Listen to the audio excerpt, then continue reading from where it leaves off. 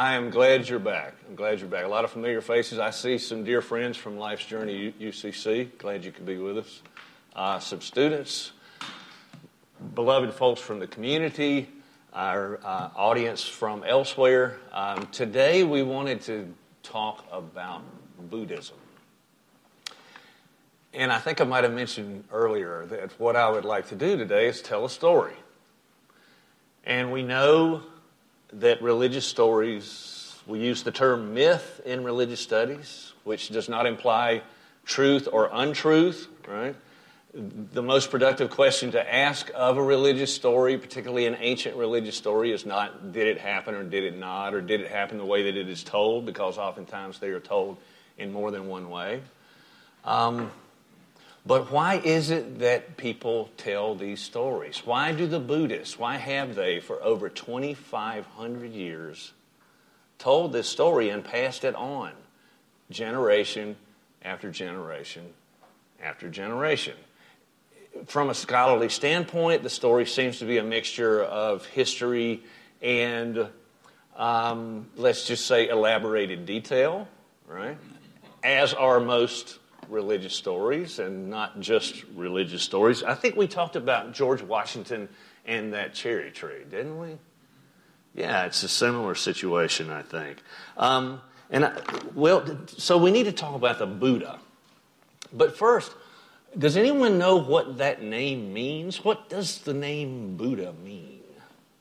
Is it Mr. and Mrs. Buddha and their little son, Sid? Is that what it is? Is it the last name? Would they be under B in the Benares telephone directory? I don't think so.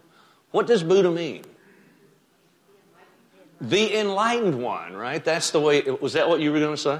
That's usually how it gets translated, right? The enlightened one. So the question becomes, what does it mean to be enlightened? What does that mean? Yes. It means to wake up. Thank you very much. That is, at one level, that is exactly what it means. So the Buddha is the one who woke up. Well, woke up from what?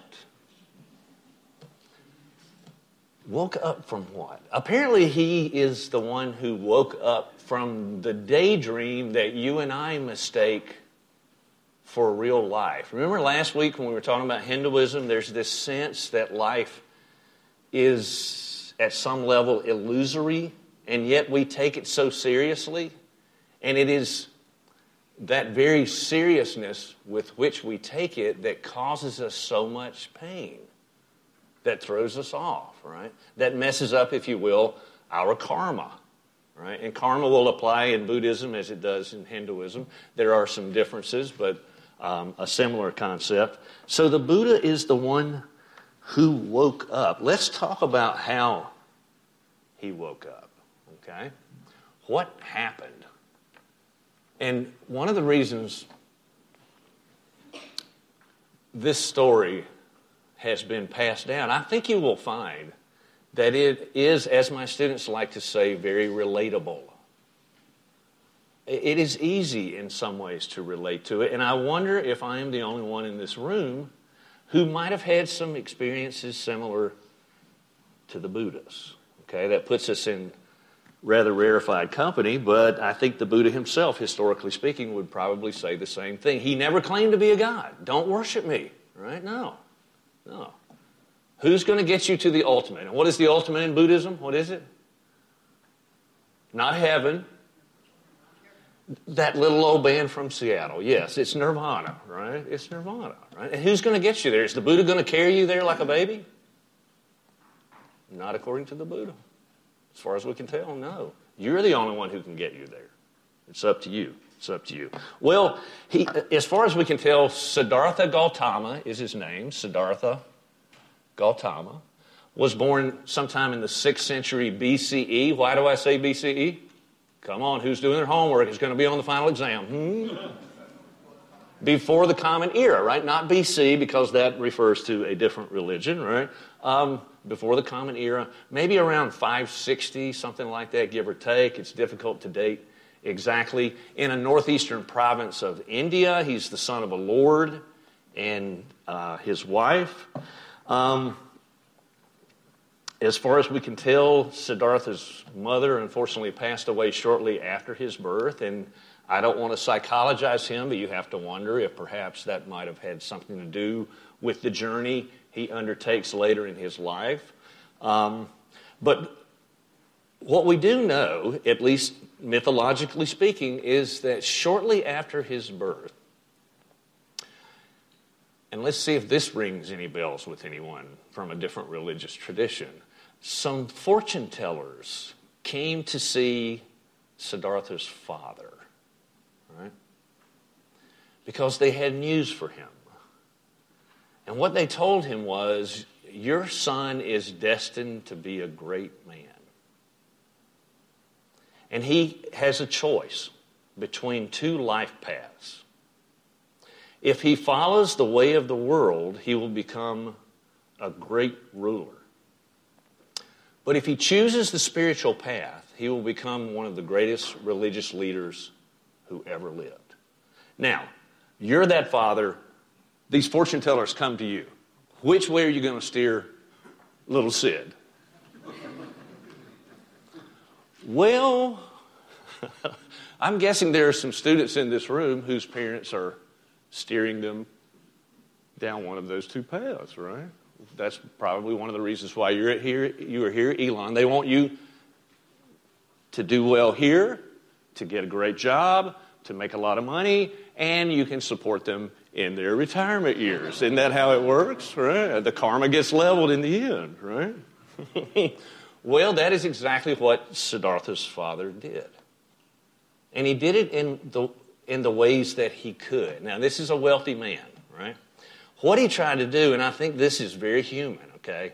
See if you can relate to this. What he tried to do was protect Siddhartha from all of the painfulness, all of the ugliness of the world, right? And so he built him a great palace for him to live in, basically quarantined him, you might say, though it wasn't put across that way. And that is where Siddhartha grew up. And eventually he met a beautiful princess.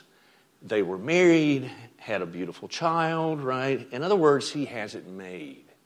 He has it made. He has the life, right? He has the life. He is truly successful in a worldly sense. Well, that's not the end of the story. Something happens. Something happens to Siddhartha.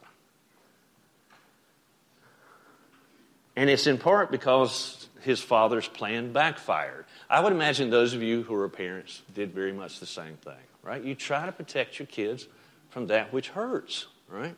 I mean, you know you're going to go through some pain, but any pain you can spare them, right? On the basis of your own experience, you're certainly willing to do so if only they will, hear you and learn in their own way.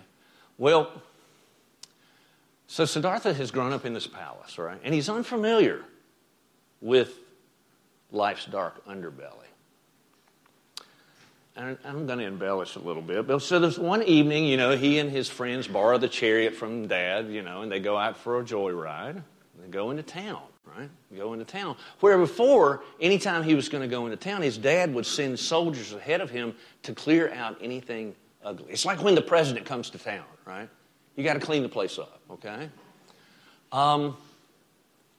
Well, it hadn't happened because Sid's out on his own, if you will. And he comes upon what are known as the four passing sights. The four passing sights. In other words, he sees four things that change him forever. The first thing he saw that caught his eye was this creature who looked like a human, but not like any human that Siddhartha had ever seen, because he was wrinkly and he was bent over, couldn't even walk on his own. He had the help of a cane, right? His hair's all gray, right? Some of it's gone. And Siddhartha looked at his friends and said, "What is this? What can that be?" And they said, "Siddhartha, that's you. That's you." I'm looking into the faces of some people who know what I'm talking about, and I'm learning it more every day, right? I'm grateful to still be here learning it, but yeah, things change, don't they? And if Buddhism is about anything, it's about changefulness, right? Siddhartha, just stick around, man. Stick around. It's going to happen. It will happen to you. It will happen to you, right? And I'm fortunate to get to spend my life with young people, right? With young people. And my students will tell you, I love my tribe, right? I love my tribe. But it is daunting to look into the eyes of the young. And I know my professors must have felt the same way looking at me in the classroom, right? And try to explain to them how different life gets as it goes on. It's just a quandary of life, isn't it? How do you explain to someone who is younger what it's like later on? And yet, it's what we do. And in many ways, that's what religions do, right? It's the culture passing down its lore, right? This received wisdom, this accumulation of experience to generation after generation. It's, in some ways, I guess it's our job here on earth, right? It's what we do. It's what we do.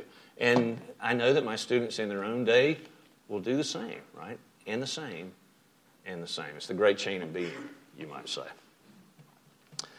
Well, this freaks Siddhartha out a little bit because he didn't see that coming. He didn't see that coming. Now, is it okay to say that Siddhartha had never seen somebody who was old? I mean, where are his grandparents, right? Is that the question we want to ask here? Not so much, right? Not so much. What's the point of the story here? What's the point of the story? Well, the next thing he sees is a young woman. And she's being carried on a stretcher because she can't walk, right? And she has these sores all over her. And she's coughing. And this look in her eye that is not good, that is not good. It's a mixture of pain and fear.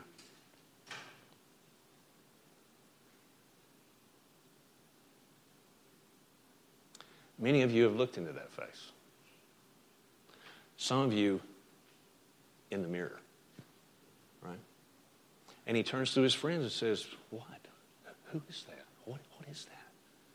How does this happen?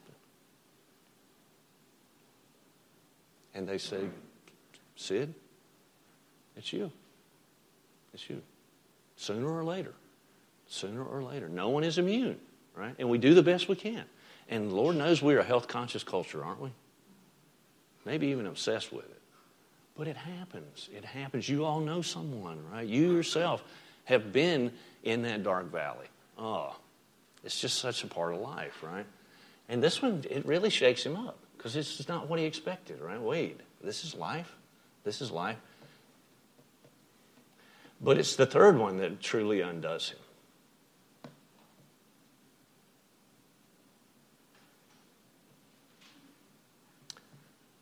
He sees a body. I mean, he just thinks it's somebody sleeping by the side of the road. But they're not. It's a corpse.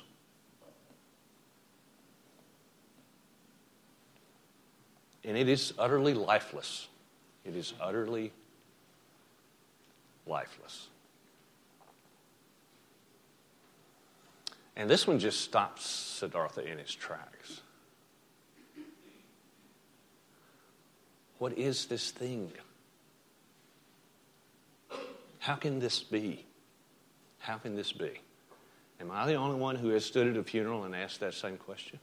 How can this be? Right? The question that drives me every day and every night. And there's something about being in a house without power at night and candles lit. You get a chance to do some thinking, right? To think your own thoughts. How can this be? Why are we here if we are going to disappear? Does that not just suck all of the meaning and the joy out of life? Maybe not. Maybe not. Well, Siddhartha certainly started asking that question.